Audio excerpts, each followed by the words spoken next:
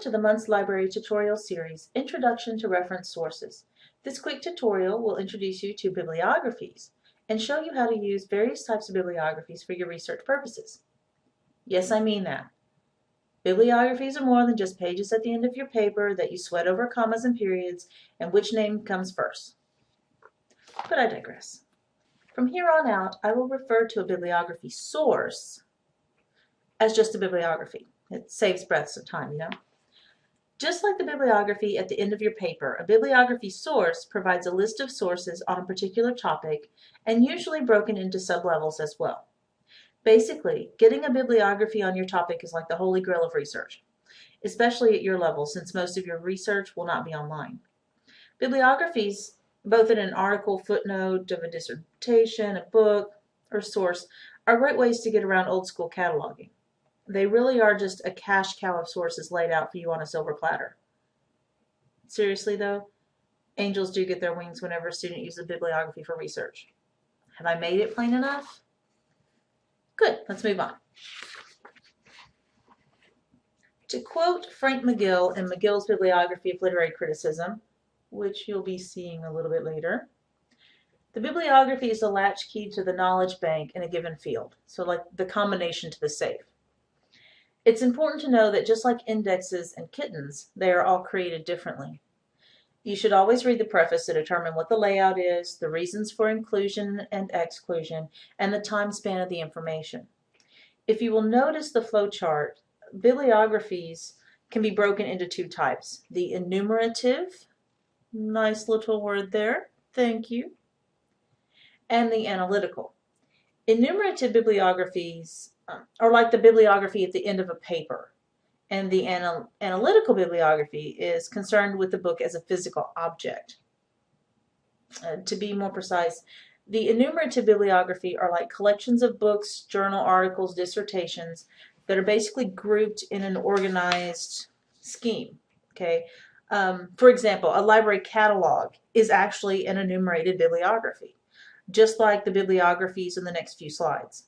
For the most part, in this tutorial we will be discussing enumerative bibliographies, but we will get into some analytical ones too because I think they will help you with doing some things like textual criticism, working with the mysterious stranger like you are, and how you're looking at different editions.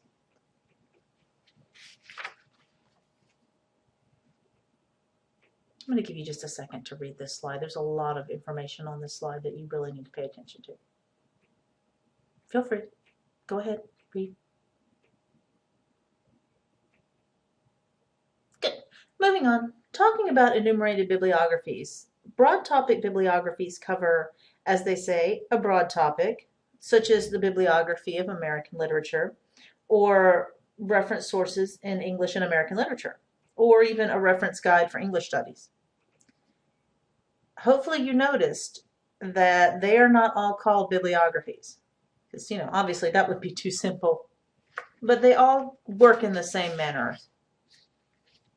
Specific bibliographies are more narrow in topics, such as Victorian American Women 1840 to 1880, or the annotated bibliography of Jane Austen. By now you should all realize the wondrous beauty that is the annotated bibliography. Your Harner's book is basically an annotated bibliography that gives you not only the citation, but also an abstract, critical evaluation of each listing. They're very, very helpful indeed. They give you a lot more information to go on rather than just the title of the book or the title of the journal article. One of the graduate lit students last fall came to me needing help finding information on Emily Dickinson's ocean or water poems. Now, she had already been through this class, and by the time she came to me, she had already been researching this for over 2 hours. I sat down with her thinking that she just had the wrong search terms. And after my hour-long fruitless search, I was very frustrated. Now let's think for a minute. I mean, what I was thinking is, Emily Dickinson. There's not a scribble of paper that Emily touched that hasn't been drilled to death. So of course this information has to be out there, okay? But it's not online. What do I keep telling you? Not everything is online. None of this information was anywhere online in our databases. Even doing Google searches, we couldn't find this information. But it's got to be there. It's Emily Dickinson. Of course, it's been done to death. So how do we find it? Well, think about it. A lot of the research on Emily Dickinson was done quite a while back. So what we did was we found this book, Poems of Emily Dickinson, an annotated guide to commentary published in English from 1890 to 1977. This is a bibliography of several books written about Emily Dickinson, broken down by poem. Okay, the student had the poems she wanted to use. So we located the poems, found that 3 of the 5 books that discuss these poems we had upstairs in our General Stacks collection. Okay, if it had not been for this bibliography, we never would have found it. We were working with 2 different levels here. We're working with old school cataloging because, of course, the books are published back in the 50s, so we've got very little to go on from the card catalog, which is why we couldn't find them. And then we had the issue of this stuff not even being online. I mean, these books weren't even scanned into Google Book where we could search them and possibly find stuff in the actual book itself. It was nowhere but in this one little bitty bibliography. It's fantastic. Can't tell you how high I was jumping after I found that one. Okay, annual bibliographies are like a cross between a specific bibliography and a broad bibliography. But instead of a huge topic, they cover a specific topic over a broad time span, such as the Royal Historical Society Annual Bibliography of British and Irish History. The title itself lends you to believe it's a broad bibliography, and indeed it could be. But fortunately, it's an ongoing set because it's broken down by year. This is actually very useful because although the topic is specific, it's only British and Irish history. The time span is not, so it gives you a huge range on a specific topic. Although one would hope they have a cumulative index, yes, referring back to an earlier tutorial, thank you, to this set, which would make it a lot easier to use, but again, I digress. Okay. You knew it was coming, right? Because in order to make things easier, we have to inevitably make them harder, okay? Or sound harder. And because librarians and researchers are kind of bibliosadists, yes, I said it, we are, we of course had to usher forth the bibliography of bibliographies. Now, don't let it scare you. Remember, a bibliography source was basically like the meta search engine of the day. Bonus points to any of you who know what a meta search engine is. Email me, I'll discuss it. But then if you think about it, okay, you have all these bibliographies floating around because there isn't just one bibliography on Jane Austen. No, there's like 5, 10 different bibliographies on Jane Austen. Maybe one covers commentaries. Maybe one covers interviews. Maybe one covers, you know, her short stories or something. There's all these different bibliographies on her.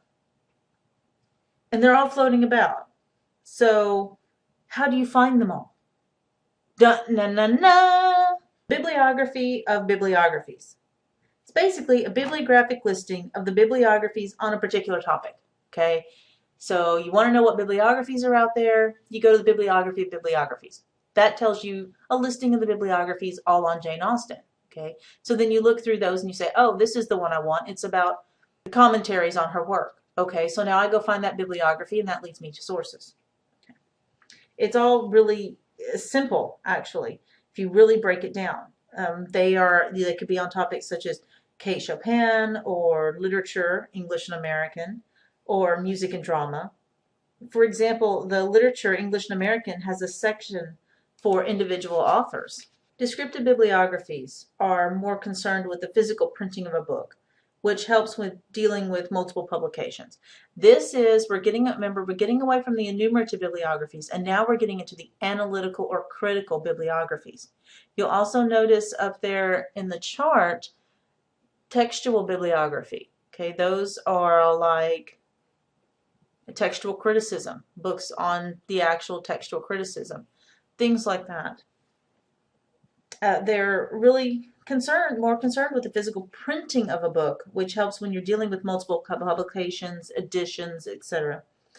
They give full physical descriptions of the books they list, enabling us to tell one edition from another and to identify significant variations within a single edition.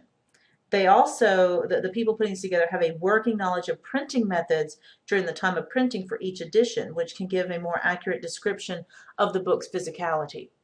You know, they use linen versus vellum, things like that, how they printed on the ink. All of that comes into play when you're looking at these different things, when you're trying to look at the different manuscripts and see, okay, yes, this one was dated to this time, but this came out of this printer and this editor, and this is what they did, and this is the significant changes that they made. All of this stuff counts, and it's a very fascinating line of study, actually. Well, for, a biblio nerd like me. Let's take, for instance, Robert Penn Warren, A Descriptive Bibliography, 1922 to 1979. This bibliography gives not only bibliography information, but also in the first section it gives detailed publishing info for all of the works published by Warren, including book size and information on the original publishing.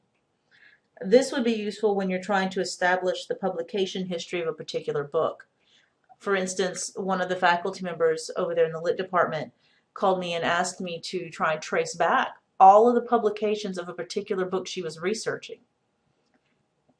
Knowing that this could have gone from one publisher to another publisher, multiple editions, multiple issue numbers, all of that. These books are very handy if you can find the book on your author so that they are actually tracing it for you. Because let me tell you something, that's some really difficult research to do. Okay, so as an example of how all of this kind of comes together, let's say we're starting our research on Anthony Trollope. We would start out with the bibliography such as A Guide to Reference Resources, the Harner, which is an annotated bibliography or a guide to reference sources, really. Harner in itself has a section on just bibliographies of bibliographies. That's going to point you to where those are. So we take that list of bibliographies on bibliographies, and it will lead you to Trollope bibliographies, which will then lead you to sources. And in those sources, you'll find the information, and you'll use the bibliographies of those sources to find even more sources. So let me break it down again. You would start necessarily maybe with the Harners, okay? Find the listing of bibliographies. Go to those bibliographies of bibliographies, and that will point you to bibliographies on Trollope. So we're getting more narrowed. We go to the Trollope bibliographies, and we'll find some broad topic ones, some specific ones, maybe descriptive if you need it, maybe an annual one. That would be great. And in those bibliographies, we're going to find sources. We're going to find listings of books, journal articles, dissertations, all those things that we want. We write those down, we hunt those, we get those. That's going to be the actual information we need. And then in those, they're going to cite things as well. And we pull those, and you pull those sources, all in a grand schema to get to that information. Okay, well, that was a quick introduction into bibliographies. There are lots of other ways to describe them. There are lots of other different types of bibliographies. You'll notice that we didn't really get into the historical or really into the textual bibliography. Textual bibliography is like textual criticism. I think you get into that enough in the class. But these things were made for a reason. And again, I keep saying, not all of your information is going to be on the internet. You're going to have to rely on sources like these. People did in-depth research long before the internet came around. So there's actually a really good system for finding this stuff. It's just a little bit more tedious. Although it's actually, in a way of looking at it, not as tedious as doing research on the internet. When you're doing research on the internet, you never really know, have you gotten it all? You know, anyone can put it out there. These bibliographies are leading you to good, trustworthy sources. So, in a way, if you sit down with that bibliography and you read every page, they can't hide anything from you. And you've got librarians that can help you. You've got one sitting here talking to you right now.